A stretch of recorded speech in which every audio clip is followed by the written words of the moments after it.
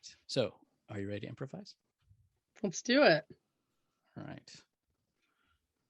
I have generated a list of 7 random words. So give me a number between 1 and 7. 7. The suggestion is salvation. I just want a moment of your time, Okay. just a few minutes, if that's all right. Do you want to tuck out here on the porch, or Um, no, come on in. I'm actually making some lunch. Do you like egg salad? that would be great. That would be Oh great. yeah, come on in. Sourdough. Some people are weird about sourdough. It's my favorite bread. Uh huh. No, I think that sourdough is good. That Great, that come on sounds in. that's very wow. This is amazing. Nobody ever they teach me that ploy, to sort of Yeah, say, "Do you want me to do this out here?" Hoping that you'll sure. say your instinct will be to say no because it seems rude to do it out on the porch. But anyway, Oh, thank you for letting me into your home. This is very kind of you. absolutely. I mean, I don't really know what I'm getting myself into, but it's a Sunday. I don't have anything else to do. Come on in. Well, and that's kind of why I'm here. I'm Okay. coming here. I just came from church today. Oh, I go to a church that's just down the street from you. I don't know how long you've lived here, but the New Salvation Church. It's on the okay. corner down by Sheridan. I don't know if you pass it. Absolutely. It's got that big sign. Oh, You know, traffic is a bear when I'm trying to get out and get gas on a Sunday. I know that church. yeah, yeah. We really pack them in. It's a really great experience. Anyway, so we were talking after church, and we were encouraging one another to spread the good word. And so I decided I would just, I would just go down the street and knock on a few doors. So I wanted to share the good news with you. Oh, what's the news? Well, the good news about Jesus. Oh, right. Okay. Oh, Um, you're expecting maybe something else? no, I've never really been around a lot of religious people. I didn't know Mm-hmm. if you were telling me that you guys had a bake sale that you were about to, next weekend. I thought that was going to be the Oh, news. right, So right, the right. good news is just that Jesus exists. Is that Well, I mean, we could go into the perks. Would you like to hear some of the perks I was of the? I sure. I'm Because all I about mean, bennies. it is. Look, I mean, I'm a part of the church. What first attracted to me to the church was eternal salvation. But you know what? It's not what keeps me there. Okay. You know. Okay. So let's Well, talk what about some of keeps the you things. there? What You know keeps you what? there? Good friends. You know, there's Okay. uh, several activities a week. I play volleyball in the Christian men's volleyball league. Um, Very nice. we have a book club Ooh. on Friday early evenings. We talk about Christian novels, and we also uh, we have we have a movie night. One of my friends from the church has a nice theater in her basement. This really great setup with about 20 seats, 20 like theater seats. Ooh. And she invites different people over from the church every week, and we go and we watch, family movies together. Okay. Yeah. So those are Well, some of the that sounds perks. nice. I do have a couple follow-up questions because Mm-hmm. I am about community building. I myself host sorry, I don't know if this is, Christian friendly, but I host Sure. a stitch and bitch. Oh, My okay. yeah, pardon my language. My girlfriends come over and we knit or crochet. It's really pick your poison, whatever you prefer. Mm-hmm. And every couple of weeks, once we're done with the project, somebody else hosts it. So you host as long as it's that project, and then when we're all done with the project we go to someone else's house. So like one of my questions about your book club is it round robin, like who gets to pick the books, because I have some great suggestions I would Okay. love to Well, bring to the table. one of the assistant pastors gave us a list from a Okay. magazine article, and we've been working off that list, but I'm sure we'd be open to suggestions. I mean, is there a book that comes to mind that you would love to discuss with other like-minded people? Yeah, are you familiar with Malcolm Gladwell? Oh, I've heard of the name. I've heard the name. He writes for that. Ooh, I think it's the New Yorker. Yes, he I've never does. read that magazine. I never read that magazine. I Oh, just don't know what to make of it. Sort of seems a strange thing to name a magazine after a city like New York. I don't oh, know. I mean, it's brilliant because I mean, New York is the melting pot of the country. That's, the symbol, right? We're a Right, melting pot, and it started in New and York, and that's a there's all. good thing, right? That's a good thing. Yeah, absolutely. I Okay. mean, there's so many different points of view that come to that magazine, and so, Oh, yeah. That oh, seems uncomfortable. yeah, That it I seems mean, uncomfortable to hear lots of other people's point of view that you don't agree with. you know what? You're right about that, Charles. But it, my friend told me once, there's no comfort in change, and there's no change in comfort There's no comfort in change and no change in comfort.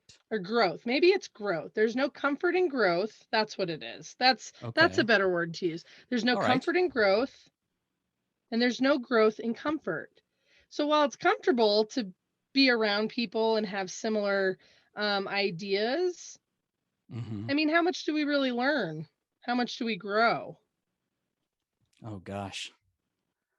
I just learned this really interesting Greek word that Paul uses in Galatians, and I just, there's the word we have for love, and then there's the word for God's love, which is agape. So that's something I learned. I learned that in church just last week, and Oh, I felt very comfortable learning that fact. sure. But it didn't What would really be go something? against anything you previously Oh no, it only confirmed the believed. things that I deeply believe. Right. Okay. Um, you know what? Mm-hmm. I have a stack of New Yorkers by the door. Oh, When we're done were you with about to throw lunch, them out? absolutely not. I just keep them there. I donate them. But, Okay. I would love for you to pick one of them. All right. I mean, the all of the cover pages are different. They're different artists every Right. time. Yeah, and so I mean, it doesn't really have anything to do with the inside of it, but maybe that's like a nice, way to pick one that you think is appealing to you, that looks nice, aesthetically pleasing, and then just like take it home and check out a couple articles in it. Mm-hmm. I mean, I've never looked at it before.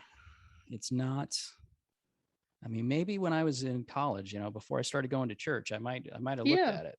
But I feel like back then there were so many confusing ideas, things that it's like seemed like what was true was changing every year. We would discover new things, and the things we thought last year aren't true anymore. And it's like I'd rather just learn a set of facts that don't change. Hmm. Yeah. Let me ask you this one. Okay. When you were a kid, Mm-hmm. did you believe in Santa Claus? I did. I haven't thought about that Okay. for a long time, but I did. I believed in Santa Claus. Yeah. Okay. And now as an adult, do you believe in Santa Claus? Gosh, I haven't been asked that in a while. I haven't considered it. I would say, hmm, Santa Claus is not in the Bible, True. right? Hmm. So therefore, I probably don't believe in Santa Claus. Yes, Okay. I do not believe in Santa Claus. So is it fair to say that you haven't always just believed the things you knew to be true? And there's a point in your life where you did learn new truths and you grew from them Right, potentially? right. Well, I mean, yeah, sure. So, we know that Santa Claus is a myth made up to tell children, to make them, look forward to something. I don't know. Um, I'm not sure what the purpose of Santa Claus is, but he's a myth that's told to children, and children mostly believe it. And then as you grow older, you realize that it's just not true. Um, but I think the main reason why it's not true is because there's not a authoritative book written by God to let you know that it's true or not. And so Hmm. therefore, yeah. Who God didn't write the Bible, did he? I don't know Well, anything about the Bible. yeah, in a matter of speaking, yes. I mean, he inspired men to write down the words, but the words were God's. Hmm. Do we know, I'm saying we as humans, do we know for sure that God didn't evoke his word into scientists? Do we know that? Oh, that seems that's a really uncomfortable idea. Yeah, I you had don't a I don't really visceral reaction yeah, to I don't I that. don't I don't really want to think about that. Why would he Okay. talk to scientists? Ugh, scientists are the ones they keep discovering new things and saying this is true now and this is true now, you know? I mean, Yeah, back at the beginning of the pandemic, right? They said masks don't help. And then a few weeks later, they're like masks help. And then they're telling you sure. take your masks off. Then you put your masks on. I mean, it's what are they learning new things? Is that what, or is it just that they don't really know anything? I think that much like a child grows and evolves and learns, and stuff like Santa Claus is there to help us get through, I mean, to look forward. Santa Claus is essentially a way to teach kids to like behave, right? I mean, at the end of the day, we're telling kids like if you're nice, Santa will bring you treats, but if you're naughty, Santa will bring you coal. So we're kind of using that to teach people to teach kids to do good, right?